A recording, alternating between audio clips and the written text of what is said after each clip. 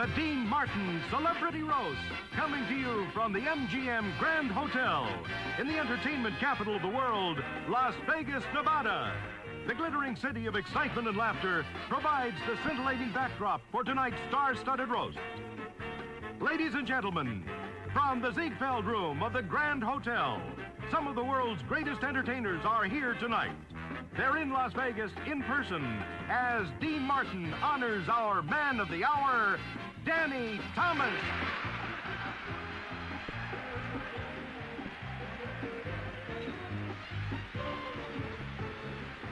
With tonight's guests, Lucille Ball, Nipsey Russell, Jimmy Walker, Charo, Gene Kelly, Jan Murray, Red Button, Tina Dietrich, Milton Berle, Harvey Korman, Orson Welles, Howard Cosell, Don Knotts, and your roastmaster, Dean Martin. With tonight's very special man of the hour, Danny Thomas.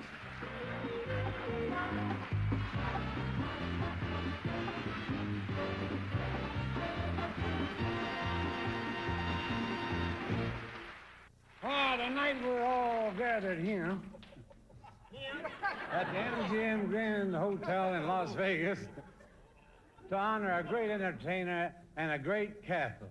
As a Catholic, Danny is often compared to St. Paul, one of the dullest towns in America.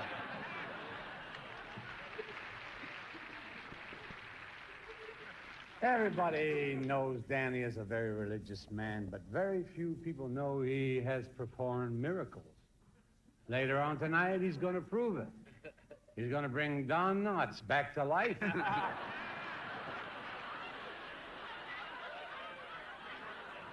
Thomas has been in show business as far back as I can remember.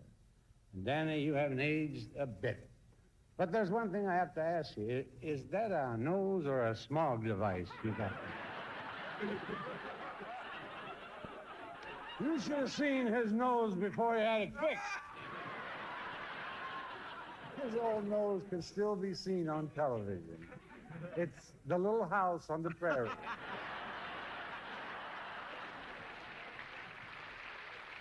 When he was a school kid in Michigan, he wasn't much of a student, but he was voted the class humorist. It was between him and Gerald Ford.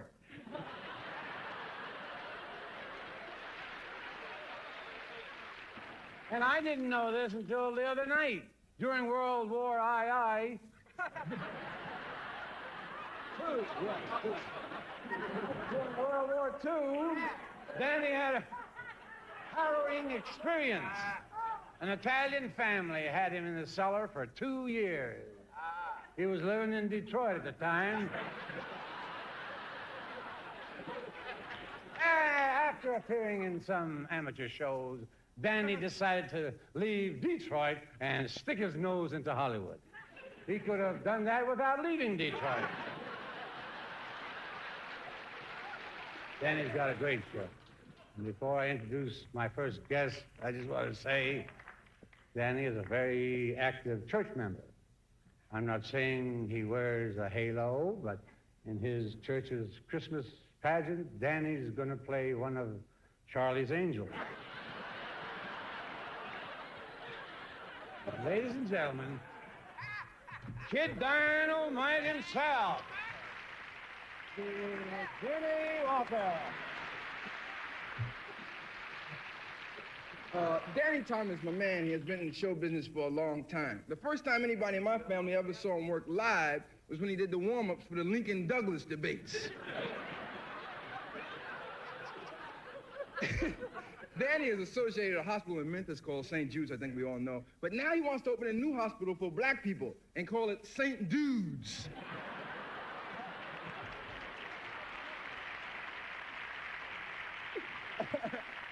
And people wonder why Danny has such a big nose. It's easy. That's where he carries his ego. And Lucille Ball's here tonight, and I really like Lucille because she always gives breaks to underprivileged ethnic comedians. like Desi Arnaz. No, Dina Dietrich has said, and I would say something about her, but you don't fool around with Mother Nature. Thank you. Good night. Thank you, Danny. Now, recently, news programs have been using sign language for the hard of hearing and lip readers. Here's a little Latin lady with a special message for the people who read hips. The Coochie Coochie Girl. Shadow!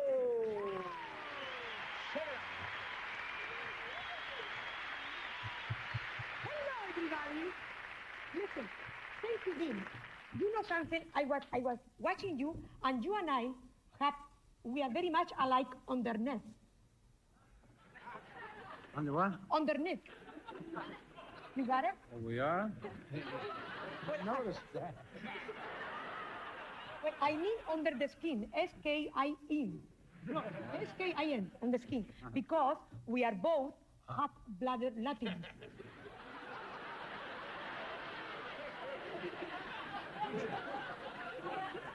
The first time I saw Danny Thomas, he bumped into me in the street.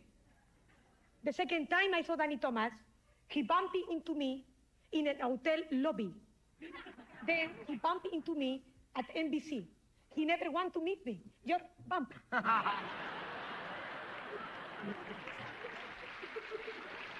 I'll be very happy. A long time ago I used to have accent, but no anymore.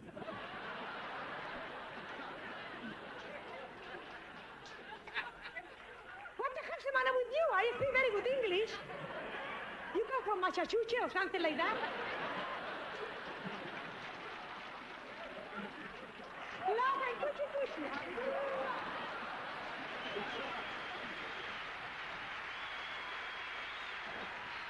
So here he is. Red button. Yeah.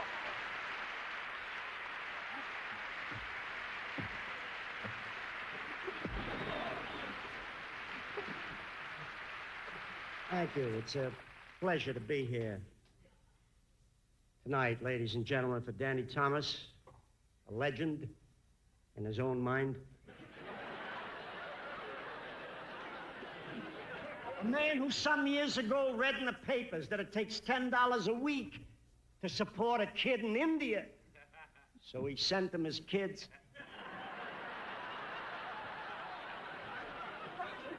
A man who has talent that he's never used at any time. A man who was recently inducted into Hollywood Wax Museum, as is.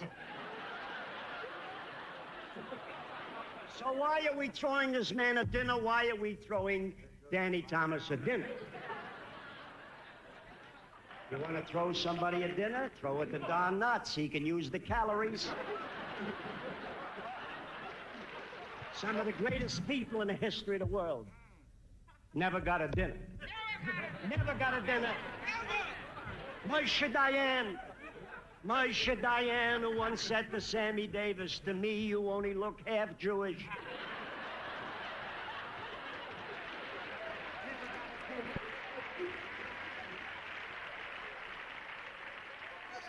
Robin Hood. Yes, Robin Hood, who said to Friar Tuck, "Take those sequins off your robe. We're merry, not gay."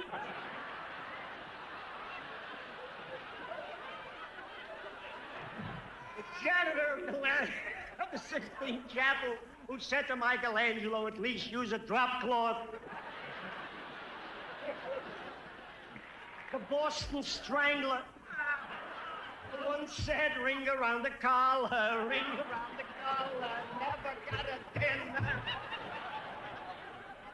Mao Zedong, yes, who died happy knowing that Dean and Jerry made up.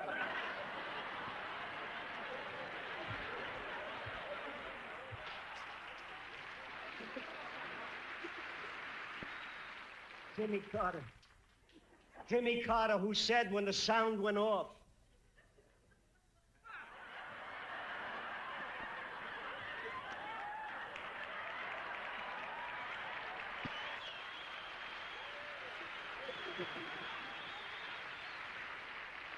Those words are as true today as they were when he didn't speak them.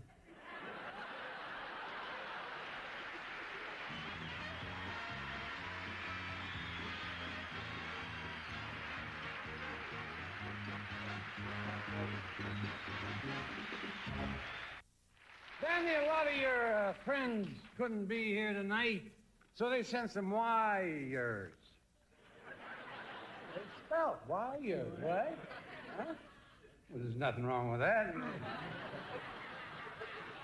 Oh, congratulations to the man who taught me all I know about humility. Signed, Muhammad Ali.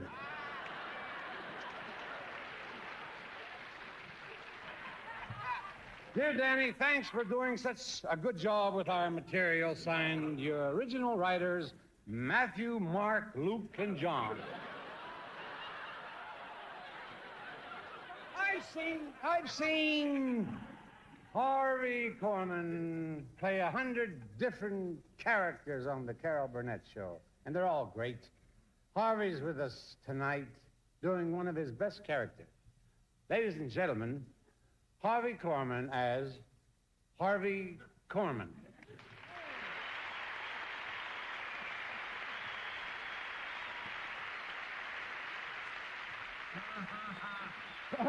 What a night. I mean, this is really thrilling for me, and especially to see my idol here. You really are one of my idols. I mean, this man is fantastic. You know that he always has gold diggers around him. Always. I mean, they're always around him. He took a shower last night and never got wet. I'm really glad to be here tonight. I actually am a very close friend of Danny's. He can tell you he calls me Farfel. And I received... right? I received a special invitation from Danny. Now, Danny's invitations are very tricky. In order to read them, you have to hold them up to a stained glass window. I've known Danny for years. Really good friends. Ever since the day we used to be equals. Remember, Danny? You know, even though Danny and I are really good friends, we don't see each other very much. He lives in Beverly Hills, and I live at the beach. And Danny never comes down my way. He gets very upset down. He doesn't like the oil spills. He keeps slipping every time he tries to walk on the water, so he keeps it in. Anyway, I was very happy to come here to Las Vegas for Danny. He said I was going to be his personal guest. He arranged a nice room for me, and he did. I thank you for that, Danny. He showed me to the room himself personally, autographed the Bible for me. As I said, we are very close, and we have adjoining rooms in the hotel, as a matter of fact. And I never realized, Danny, I hope you don't mind if I share this, that he does use quite a bit of dye up here, you know. And his washroom wasn't working very well, so he came across to my room to wash his hair. And my sink looked 10 years younger. Our careers have been similar also. I've played many different characters on the same show, and he's played the same character on many different shows. Of course, I'd just like to say that I really do love Danny. I've only been kidding about him. And we're very good friends. We've known each other for many years. And I must tell you in all sincerity that Danny is a great comedian, a fantastic actor, a generous philanthropist, a wonderful human being. But enough of that. I don't want to ruin his speech, so I'll just...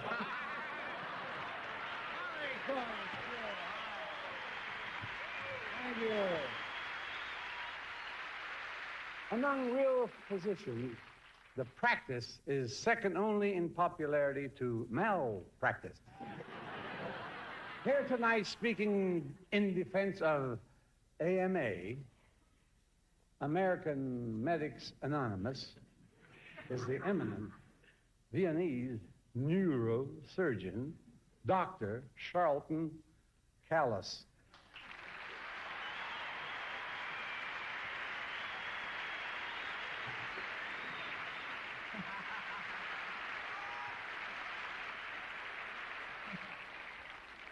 I've been listening to all of this, and all I want to say right now is you're all sick. I stand here tonight, ladies and gentlemen, between the hangover and the overhang.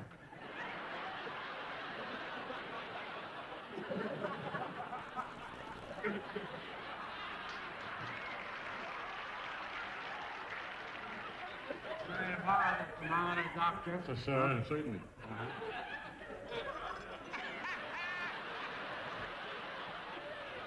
Well, I ask you, the audience, somebody, anybody, to judge this man. What legitimate doctor uses meat tenderizer before he operates? Say Hong Kong. Hong Kong.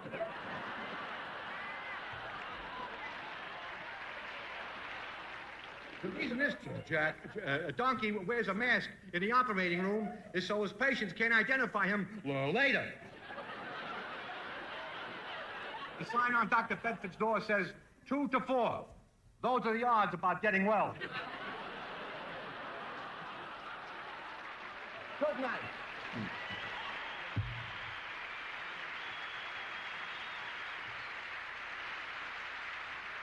Mr. Charlie Callis. Ladies and gentlemen, one of Hollywood's superstars, actor, singer, director, Mr. Gene Kelly.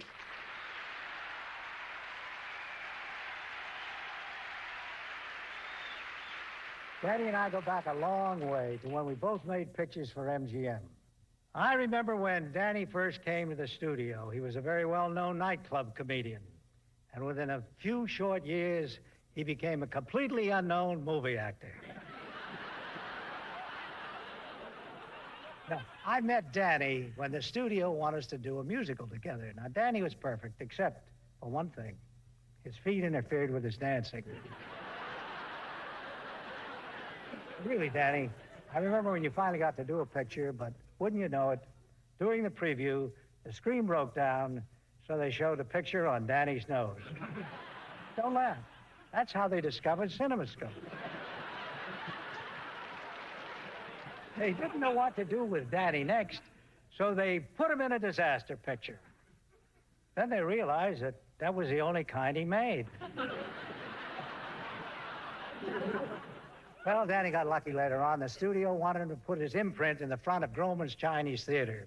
Well, you guessed it. It wasn't his feet. It was his nose. After the rain, kids in Hollywood still use it as a swimming hole.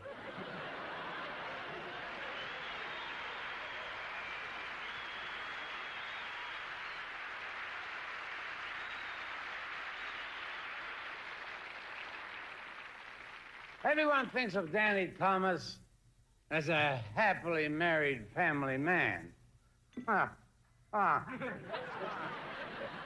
But we've just learned that Danny has always had another woman in his life.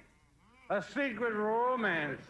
Ladies and gentlemen, here to tell her tragic story is that other woman, Danny Thomas's longtime lover, Miss Gladys Ormsby.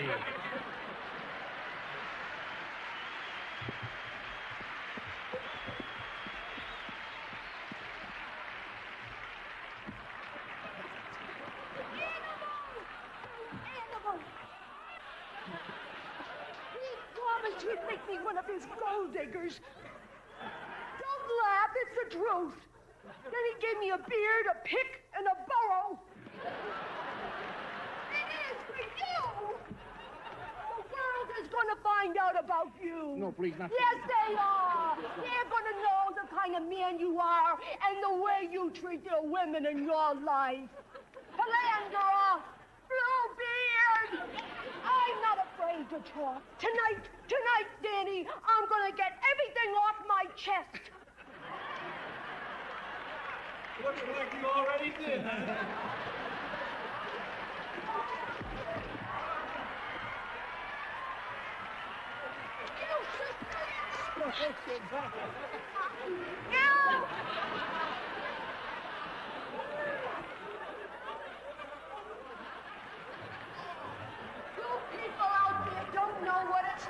You don't know what it's like, what you just did to me.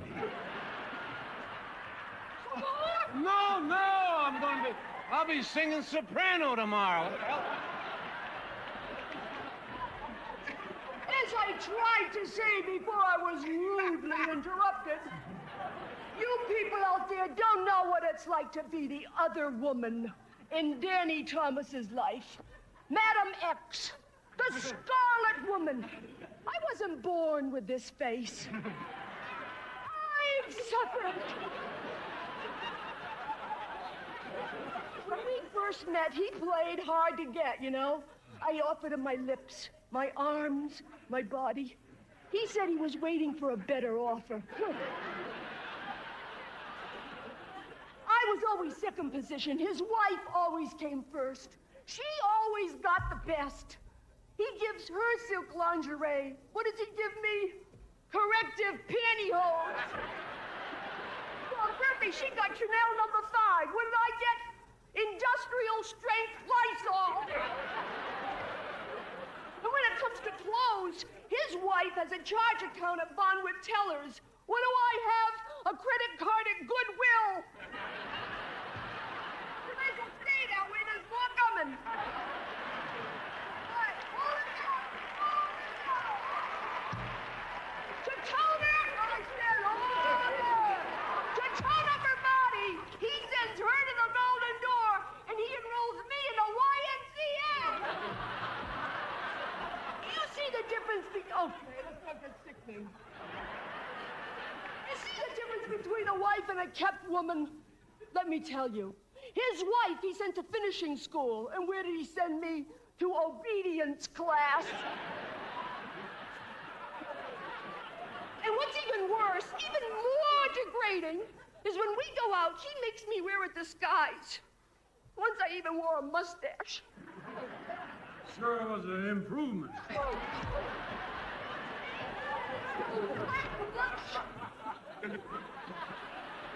I don't care anymore, Danny. It's over. We're through. I have found a new lover.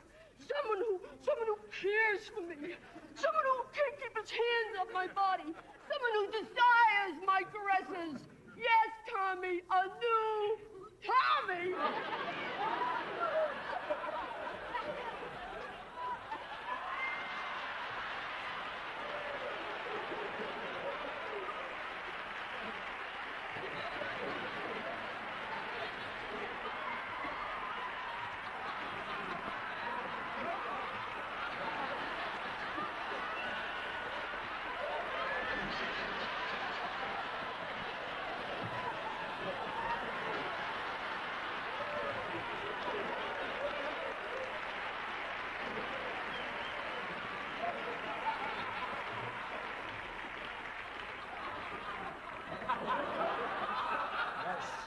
Sweetheart.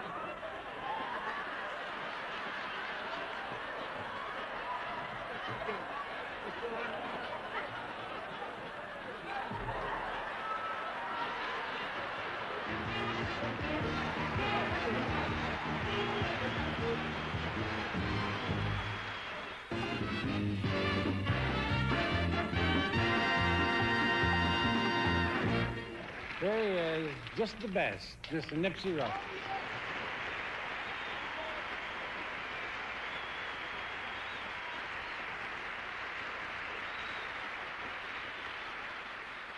Lebanon is the land of the purebred stallion. It's the land of dreams and promise, of the humble goat and the proud jackass. And that's where we got Danny Thomas. Now, that's not meant to disparage, because Danny is a man, a very public-spirited citizen, and is valuable to any community. When the ladies of the evening proliferated on the streets of Los Angeles to such shocking numbers, Danny was the first to say, "I will drive the prostitutes out of this town." When I saw him, he had two of them in the car, and they were headed out. No, he's a model husband. Danny really is a model husband. His wife said he was a model husband, and I didn't quite understand until I looked it up in a dictionary. A model is a small representation of the real thing. But I did think it was nice to know what the man's thinking is on many other things. When we got to talking about politics, I said, "How do you feel about it?" He said, "I want a man in the White House who prays. At least half of the time we'll know where both his hands are."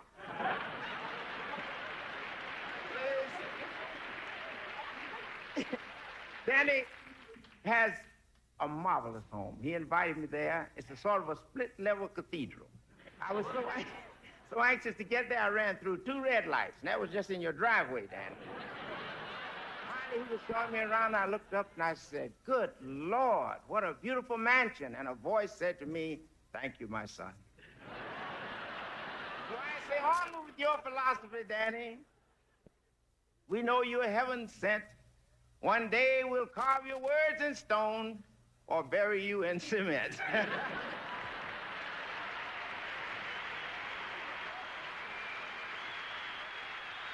This lovely lady, and she is lovely when you see her, Miss Dina Dietrich. Ladies and gentlemen.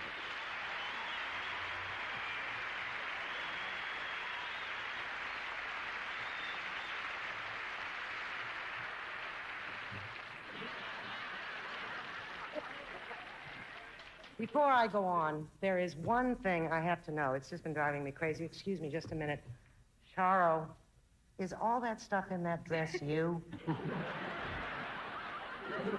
Huh? Remember one thing. It's not nice to fool Mother Nature.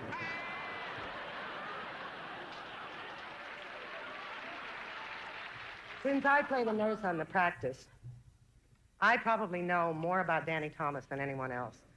It is very easy dealing with Danny. You come to the studio in the morning, kneel, kiss his ring, and you're set for the day. When Danny wants something from you, he coos like a dove. When he's angry, he screams like an eagle. There are many times I've wanted to kill 2 birds with 1 stone. Danny tries to make the show as medically authentic as possible. On the set, he has a skeleton hanging. Now, this is not one that he has rented. Actually, it's an actor who died from malnutrition waiting to be paid. Danny, you have been a star in nightclubs for 50 years. You've been a star on television for 25 years. You've been a producer for 20 years, and all I can say is, enough is enough already.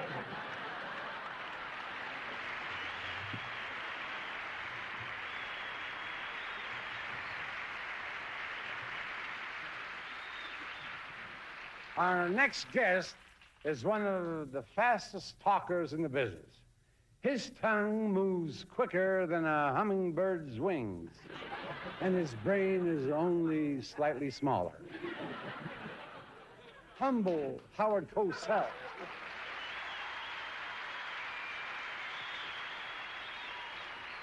Thank you very much, Dean. You know, folks, last night I was with O.J. Simpson. Tonight I'm with Dean. That's what we call going from the juice to the juicer. You know, you've read about swine flu. Dean is recuperating from a bad case of wine flu. But as you can see, he's taking shots for it. I tip my hat to you, Dino. That's better than having you tip your toupee. And after the stew here, we move over to the roast ham. You know, Danny, as I sat here in uncharacteristic silence, I was appalled to hear not one single friendly voice raised in behalf of this man's greatest contribution to television. That contribution, his lovely daughter, Marlo. Stage father reaches the peak of his importance, ladies and gentlemen, when his offspring makes her first public appearance in the maternity ward. He urges the doctor to deliver his baby in time for the 11 o'clock news. At the 4 o'clock showing in the maternity room window, he arranges for her to have the spot next to closing. To paraphrase my peerless peer, the late Grantland Rice. And when that one great scorer comes to sum up all the fuss and bother, you're listed, not as a leading man, but Marlo Thomas's father.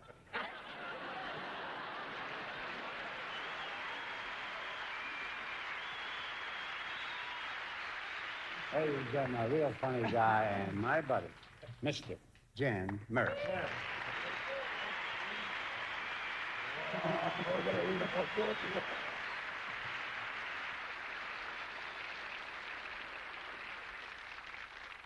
Because Danny is a religious man, pious, devout, deeply spiritual, I have chosen to read a few passages from the Bible this evening. You have it right here. A Bible incidentally taken from Danny's own house. One of the 200 I found there. You ready? I'd like to read a few passages while Danny walks across the ceiling. In the beginning, there was earth and sky. Then came thunder and lightning over the little city of Toledo, Ohio. And down below in the home of a poor but honest Lebanese rug peddler, the miracle of birth was taking place. And such a miracle it was. In one precious moment, the mother screameth, the midwife tuggeth, and out into ye world cometh a 7-pound, 12-ounce nose. Almighty Lord was so impressed, he gathered his angels together and he said, praying like that from one so young shall not go unrewarded. Therefore, from this day on, the place of that infant's birth shall forevermore be known as Holy Toledo.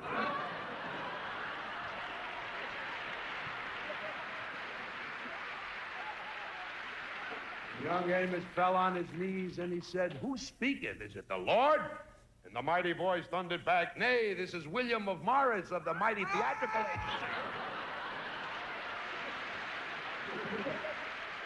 And the voice thundered, take heed, young Amos, to guide thee on thy path to become a great star. I have here 5 commandments thy must follow forevermore. And young Amos in a hushed voice said, but master, I thought there were 10 commandments.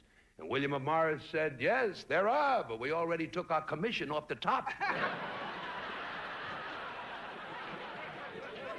One cold, rainy night in a city called Detroit, Danny stoppeth at a little church called Our Lady of Motown.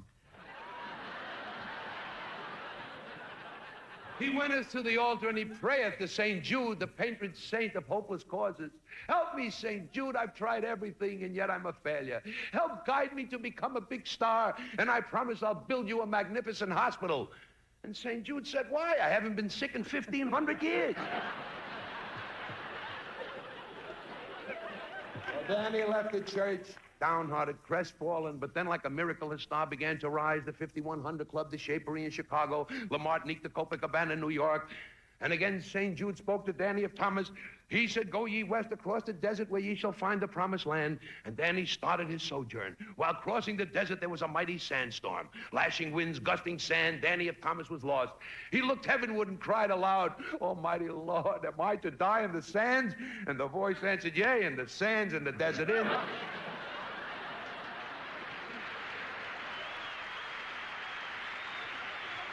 After weeks of thirst and hunger, Danny entered into the promised land, Las Vegas.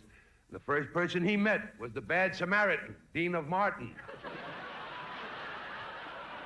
So Danny of Thomas, from a humble tenement in Toledo, kept his promise to St. Jude, and he built a shrine for himself in Beverly Hills.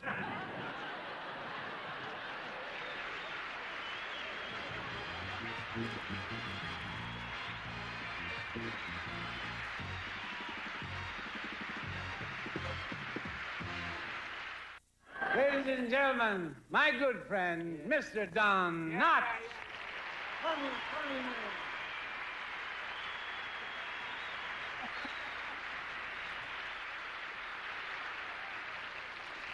I'll tell you something, it's easy to knock Danny Thomas, you know, make jokes about his TV show, his family, his bad movies.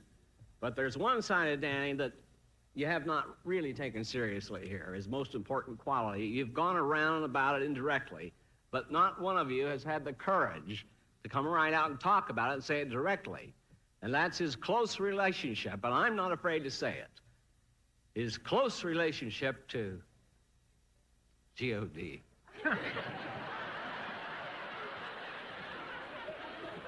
Go ahead, snicker. I used to be a doubting Thomas myself. But today, I am a believer. And you know, Dean, Danny was my boss on the Andy Griffith Show. And I'll never forget when I first went in his office, what a warm feeling there was. I looked at his secretary, and she was a real angel. A real angel. But I'll tell you something, when that show was canceled, he put his arm around me, he gave me a new direction to the unemployment office. I'll tell you something, Danny never let me down. He knew I needed a job, so he got me one. Going door to door selling holy water from his swimming pool. I tried to solve my problems different ways. I tried Oral Roberts, Bishop Sheen, Billy Graham, Charo. What I really needed was a miracle, someone to believe in. And one day I was playing golf with Danny Thomas. He was putting, and the hole came to the ball.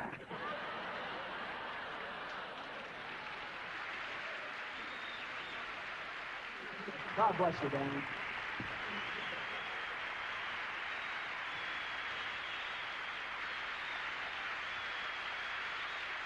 Mr. Orson Welles.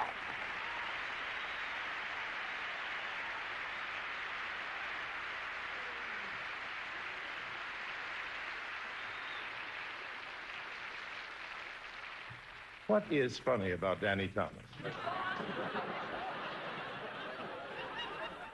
There was a prime minister in England whose name was Gladstone.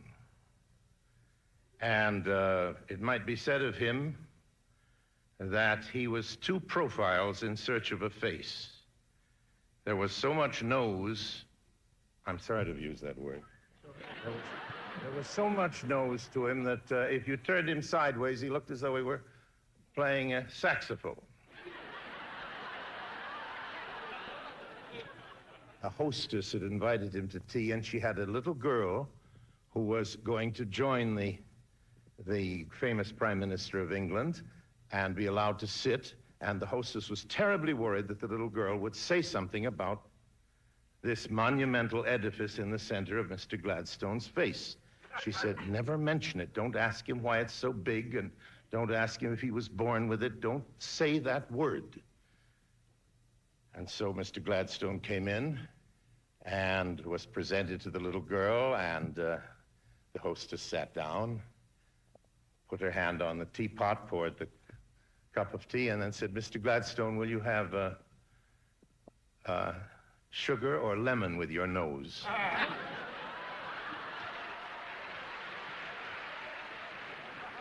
Now,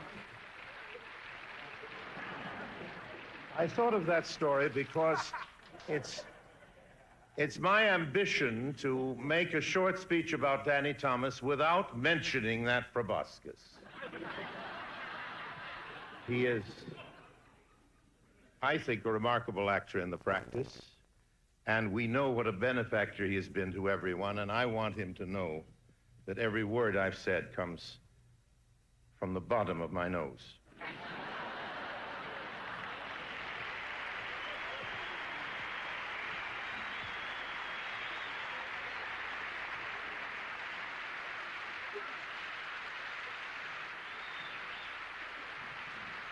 Now I'd like to introduce something fluffy and delicious, a beautiful, gorgeous, fascinating star.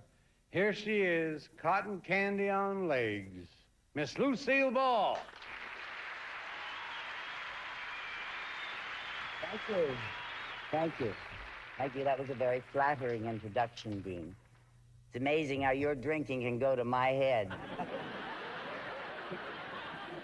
I'm very happy to be here to honor Danny. But, you know, actually, I'm surprised because, well, I'll tell you. Recently, I did a guest shot on Danny's show, The Practice. And, I wasn't happy with my part. What happened? You and Danny have words, Lucy? Trouble was I didn't have enough words. Sure. I had most of the dialogue, but after all, I play a doctor. Yeah, well, you could have played a surgeon the way you cut out my part.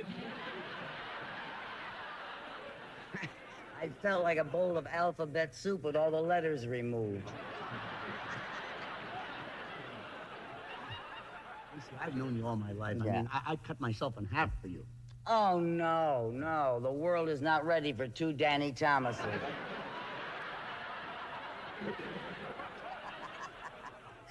Tell me, Danny, did Mel Brooks write my part? Well, why do you ask?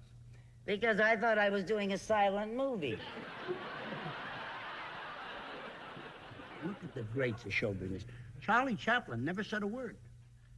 Well, he must have said something. He had 8 kids.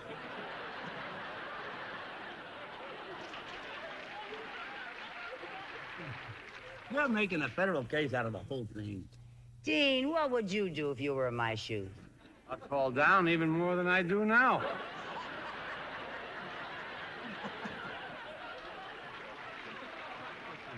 Dialogue isn't everything. A good actress doesn't need words. Words aren't important. You know what the Chinese say. Yeah, with 3 you get egg rolls. I say one picture is worth 1,000 words. Only in Playboy. Wow. Anyway, I'm glad I'm here to add to the accolades that you've received this evening and simply say that I know you're philanthropic, you're a compassionate man, you're a credit to the human race, a great talent, and you're a very nice fellow. Well, that's very sweet, Lucy, but you didn't have to say all that. All you could have said was just a nice fella.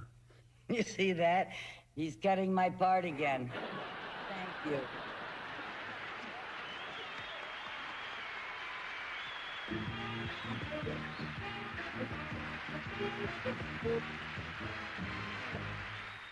You'd have to travel pretty far to find a better comic than Mr. Milton Berle, I'll tell you that.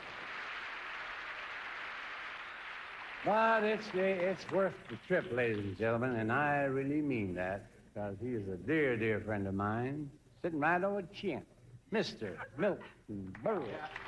Milton Berle! Oh, beautiful eyes. Thank you, Dean.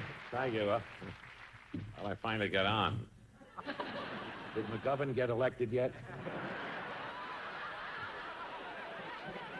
Tonight, I feel like Zsa Zsa Gabor's next husband. I know what I'm supposed to do, but how do you make it interesting?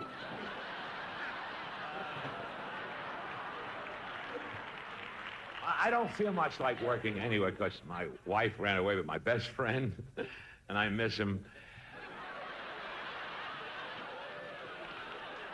Everything has happened to me since I'm here at the hotel. Coming through, listen, no, this is the truth. Coming through the casino yesterday, a woman walked over me, this is the truth, with a little boy, and she said, can I have an autograph for my little boy, Mr. Hope? I said, my name's not Bob Hope. She said, what's the difference? The kid can't read anyway.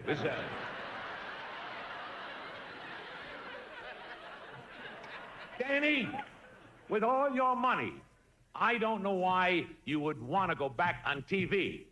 But I tell you the truth, Danny told me you said it's your life. Danny said to me, Milton, I'll die on the stage. And I've seen him do it many, many times. You're all probably wondering why I don't have a new show. There's a good reason. Yeah, you're old one.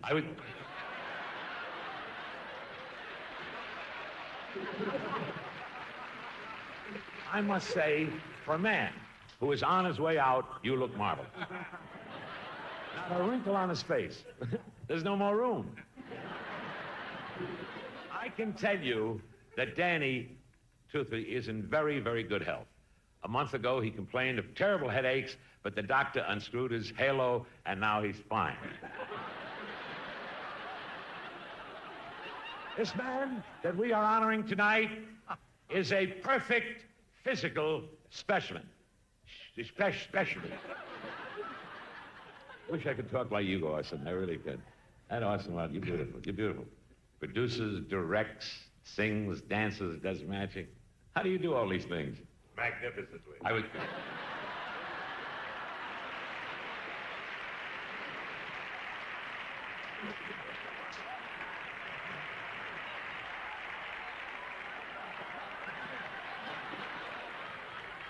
I assure you, mine was better. This man we are honoring tonight was even asked to pose in the nude for one of the girly magazines Imagine that. What is the world coming to, Dean? Would you take your clothes off for money, would you? Is that a question or a proposition? What do you think? The way I've seen you swing a purse, I'm not sure, baby. Roddy. At least I can still swing.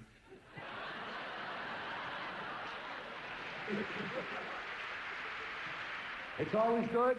It's always good to see Lucille Ball here at these functions. Her husband, Gary Morton, would like to retire, but since nobody knows what he does, he can't figure out what to retire from.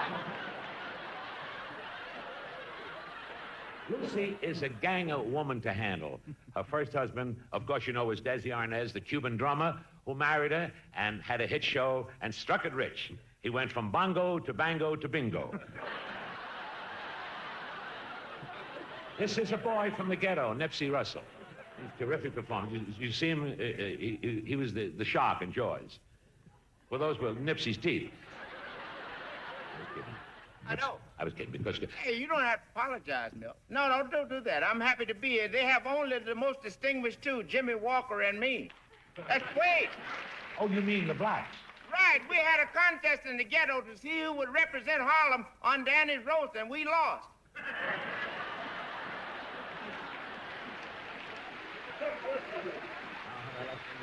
Oh, yes. Ruth Buzzy. Buzzy. She sounds like a bee in heat. Nobody's perfect.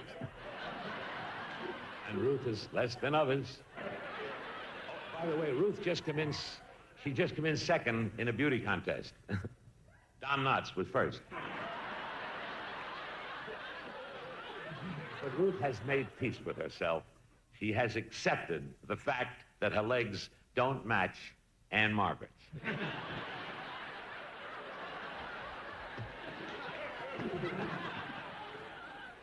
A purse doesn't bother me. They don't match Anne Margaret. She'd be very happy if her legs matched each other.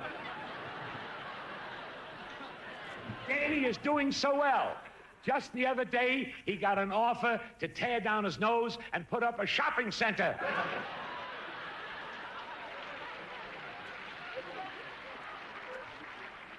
And you are very fortunate in your domestic life, too. He has a lovely wife, a great companion, and a romantic companion. And if they ever found out about each other, they'll kick his brains out. You're a good man. I mean, you're a good man, a kind man, a religious man. Do me a favor. Would you do this for me? The next time you talk to God,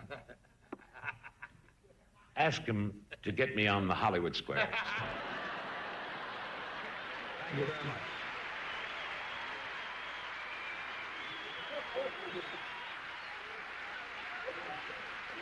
Now it's time to introduce our man of the hour, a man who is highly respected in our profession. As far as I'm concerned, I have to respect a guy who can walk on water. I can't even walk on floors. Ladies and gentlemen, our honored guest, Mr. Danny Thomas.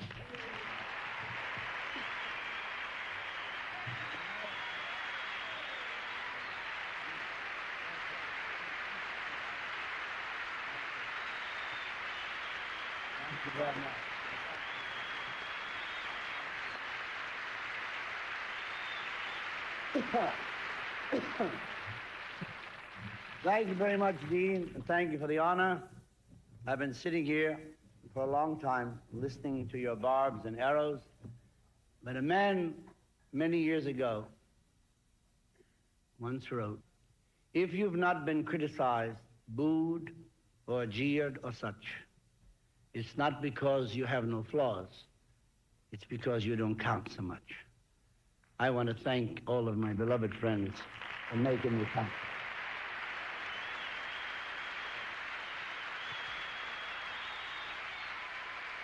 Thank you for tonight. I love you.